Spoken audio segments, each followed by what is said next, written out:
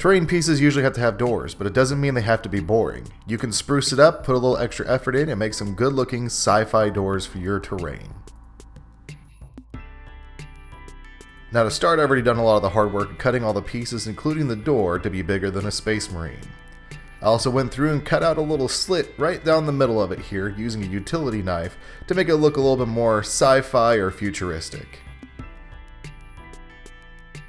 The base material for this build are 1/4-inch cut strips of card and of course the door, which was cut from card from an old recycled Hot Pocket box and a chip box.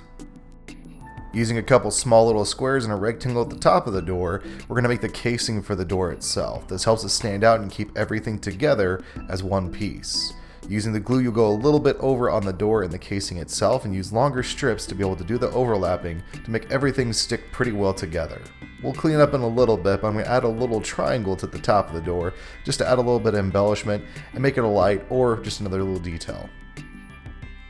Flipping the project over, now it's time to add some long strips to the back just like we did to the front, making sure we're gluing a little bit overlapping on the squares and the rectangle itself for the last bit of casing on the back to really give us some 3-dimension and some durability to the project. I then take a few scrap pieces to put on the middle of the door to make sure it doesn't bow in or cave in as you're gluing it to your project, and then I also make sure to put a piece on the very top of the project to close off the top of the door so you can't see the gap between.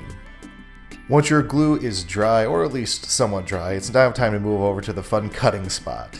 Get rid of all those little excess edges that are sticking out and making your door not look rectangular anymore. This will make your door feel like it's got some weight to it, but also know that it can stand up once you put it onto a project and help it stand out across your terrain. If you found this video helpful or you enjoyed it, hopefully I earned a like, share, or subscribe from you. And if you want to take a moment to support the channel, go ahead and watch some of these other videos I've got going too. Until next time, see you later. Bye!